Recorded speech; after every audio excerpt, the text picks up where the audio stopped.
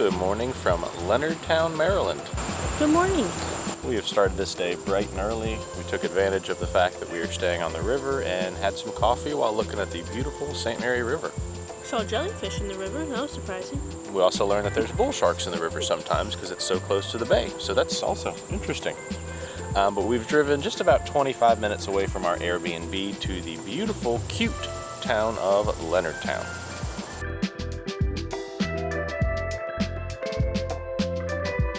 So while we're here in Leonardtown, we are going to visit an old jail museum. So that should be pretty cool. There's a really cute coffee shop here. It's actually a coffee shop by day and a cocktail bar by night. But it looks like they have some really good coffees and food options, so we're going to check that out. It's called Social Coffee House. We're also going to go see a rock, which I know you're like, wow, thrilling. Last time in Brunswick we saw a tree, and now today we're going to go look at a rock. But it's a special rock. You'll see why. We also found out on the way here that there is apparently a sailboat regatta happening today, which is like a sailboat race. So I don't know if we'll be able to see anything, but we might walk down to the water's edge. Yeah. And see if we could see a sailboat race, because that's not something we have ever seen in our life. Also says there are seaplanes that like take off and land somewhere down by the wharf. I don't know if that's going to be happening today with the whole sailboat thing going on. But that would be cool to see if we can catch any of those. I think we're going to start our day at the Social Coffee, because why not have another coffee when it's this early in the morning?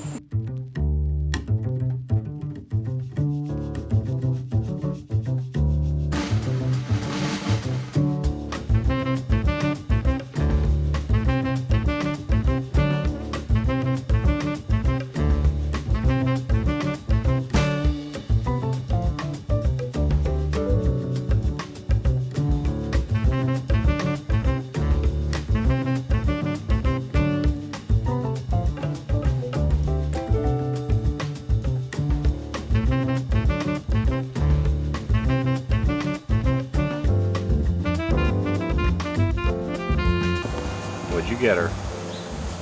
A very large Holy cow. cup. You're not eating this whole thing.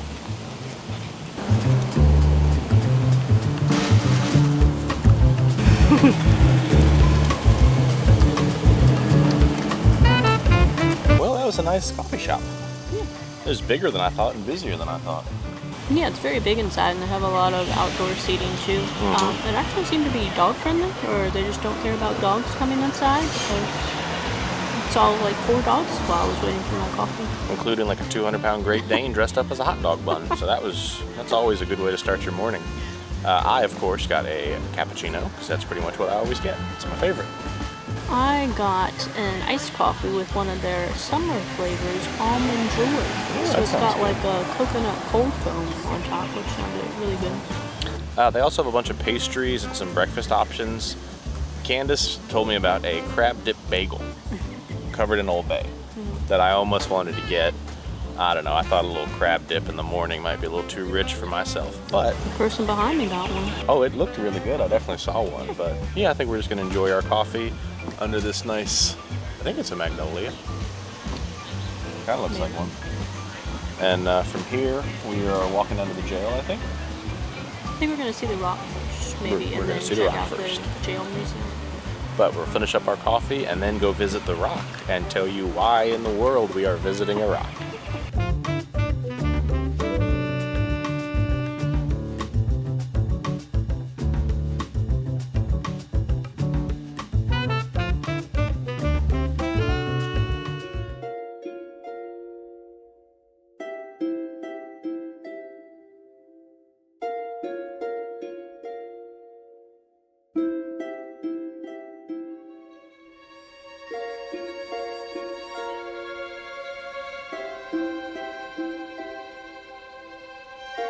So we've made it to the rock. Said rock here underneath the plexiglass. This rock is named Moll Dyer Rock after a woman who people thought was a witch back in the 1600s. Why do people think she was a witch? But she was a woman, I guess. She was a woman. But anyways, the story goes, and why this rock is famous, is that in the year 1697, people of this town were overcome with a disease. They think it was probably like the modern day flu, but lots of people died. They accused this woman, Moll Dyer, and thought that she brought the town this flu disease or whatever. So they sent her home ablaze. She escaped and went running off into the woods, and she was found days later. She had actually frozen to death, and she was literally like stuck to this rock. And there's supposed to be a handprint where her hand was literally frozen to the rock. I'll be honest, I don't see the handprint. You can see it in some of the pictures online, like it's clearly a handprint. Maybe it's faded over time, I don't know, but I don't see a handprint. But here's the rock that she was frozen to. Curse is whispered to linger, causing injury, illness, and even camera failure if touched by any mortal, all because of Moll Dyer's vengeance on that cold night in February 1698.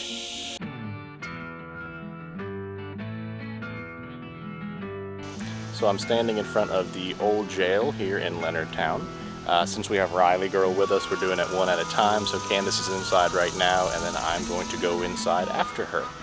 Something really interesting that I think that I learned before we got here was that the very first American Sheriff's Office was in St. Mary's County here in Maryland. And so it has been like a tradition since like the 1630s for there to be a sheriff's office. This isn't the first one. I think it was a little bit further down. I think the museum is going to be kind of small because it is free, which is great. I'd rather it be free and a little bit small. So we're going to go inside, learn as much as we can, and report back to you guys about what we learned. The old Leonardtown Jail was the 6th jail in St. Mary's County. This current building was built in 1876, but the first jail in Leonardtown was built nearby in 1737. The layout of this jail is very simple. The downstairs consists of 2 rooms that served as living quarters for the jailer and family, and the upstairs was made up of 3 cells: a white male cell, a white female cell, and an African American cell that was not separated by gender. They had the white male cell set up as if I was going to stay the weekend, including my bathroom facilities, which aren't too far off from some of the places we've stayed on this channel. The African American cell explained about the abhorrent treatment they received in not only this jail, not only the county, but the state altogether. This jail cell housed many of escaped slaves seeking freedom along the Underground Railroad to the north. As I rounded the corner to the last room, I quickly found myself in the bathroom, which was added to this building in the 1920s. Both of us really enjoyed this very small but interesting museum.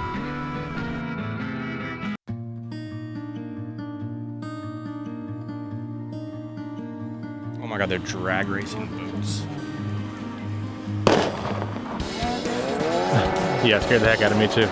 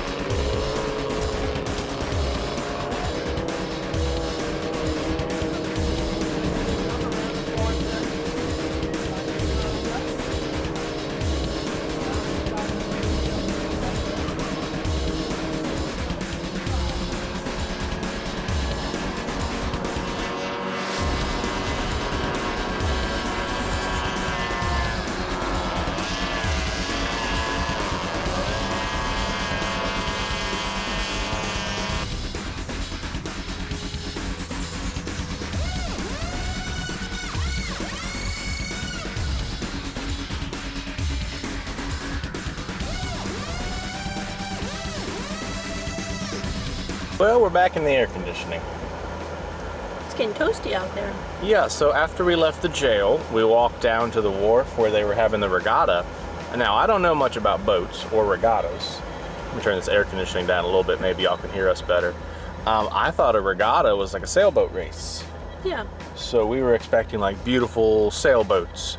And we were walking around the wharf, and we heard some guy on the loudspeaker say something about a drag race, and I was like, well, how do sailboats drag race? And then all of a sudden we heard a huge explosion, which I assume was a starting gun, and then like these little tiny boats with giant engines like took off. It's cool. Interesting to watch. It's definitely a spectacle. There's a ton of people down there. It's kind of like a little fair set up with like funnel cakes and stuff. I wish we had time to watch a lot more of it. Yeah. It was also very sunny and there was almost no shade down by the wharf.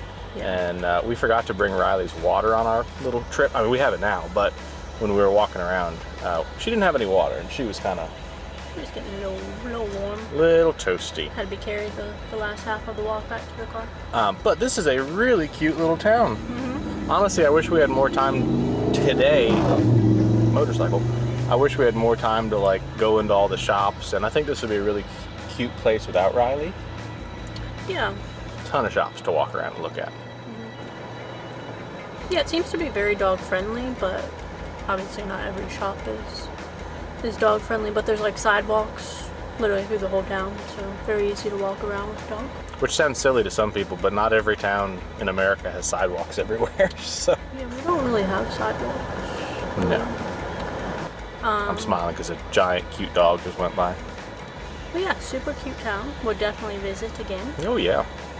And now we are going to head to a historic city, St. Mary's Historic City, and see some really old buildings and such.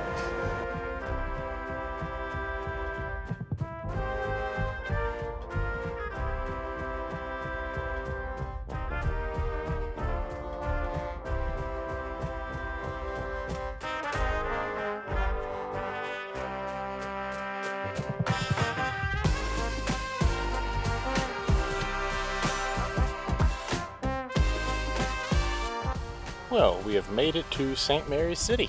So this is the 4th permanent English settlement in America. And it was originally this is like the colony of Maryland was here. And it was the capital from the 1630s to the 1690s. Something like that. Yeah. So a lot of history here. It is dog friendly. We do have our friendly dog in her friendly backpack because it's a little bit hot today. We thought this would be a little bit easier for us to manage her, but I'm sure she'll get out and walk some. Probably so. Yeah, I think they're allowed on all of the trails around to the different buildings except for near the, there's like some kind of farm or plantation. And their dogs are not allowed there because they don't farm want them animals. to eat the foods or I don't know. I really thought you were going to say that. I don't want them to eat the farm animals. And I was like, well, that's not really an issue with our They don't girl. want them to eat the cows, you know.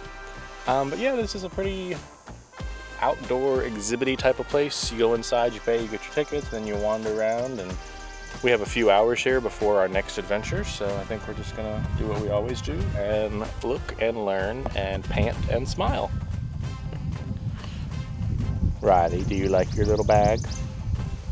Riley girl, do you like your little bag? Yes, you do.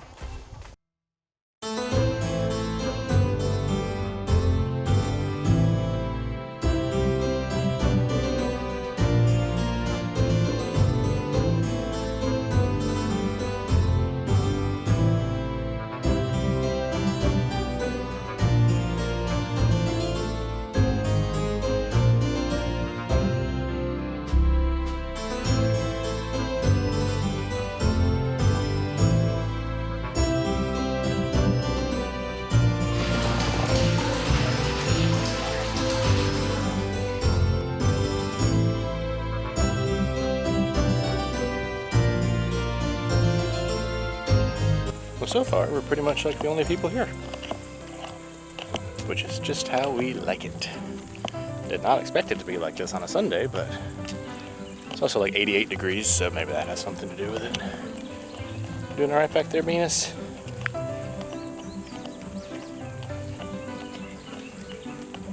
I think she's doing okay.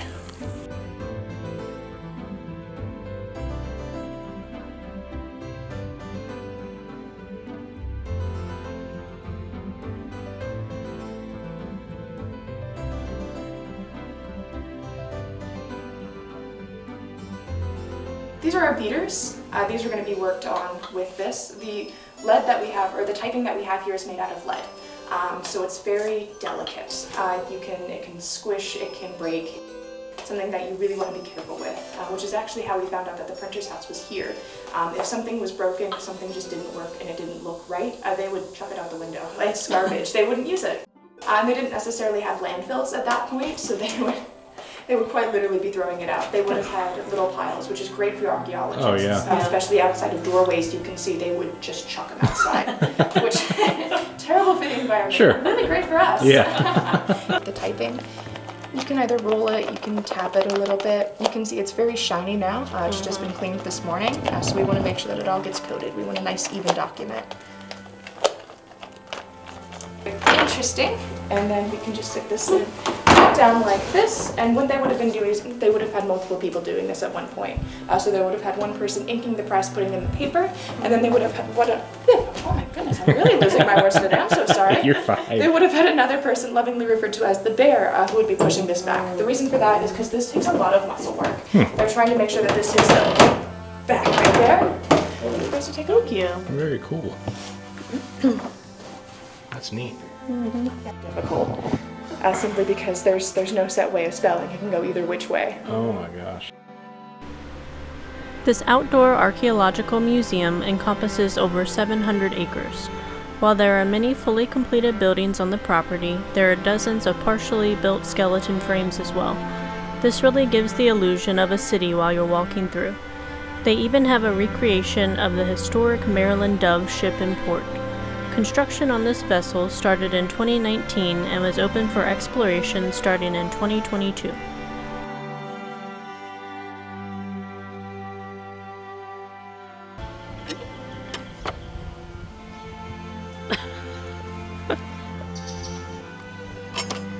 Riley's concerned. You don't really seem to be imprisoned very well. Oh.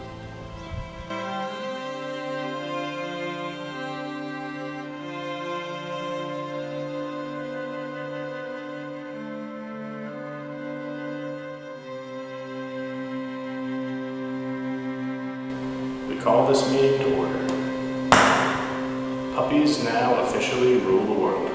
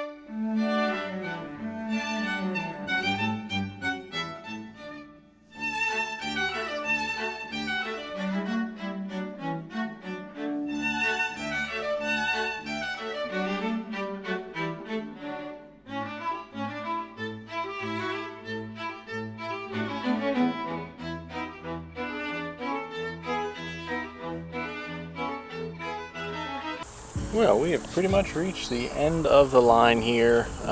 We kind of went clockwise on the tour and decided to end at the chapel because it's just kind of one of the coolest looking buildings. We're hiding in the shade from the sun. It's a little toasty out here. And I swear we've seen like 10 people. Yeah, it's a Sunday, so we kind of expected it to be pretty crowded, but She's still back there, by the way.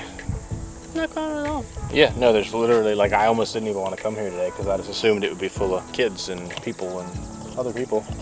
It seemed like 10 people the entire time I've been here. Yeah, people just say, you know what, I don't really want to walk around in the open field in the 90-degree temperature.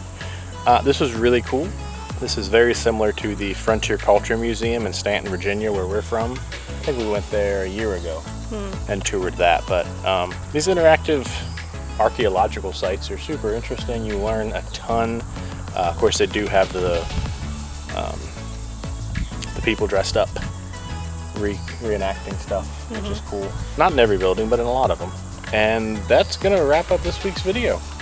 This evening, not that most of you care, but some of you might care, we're gonna go visit some family that we have here in Maryland. It's about 10 minutes in that direction.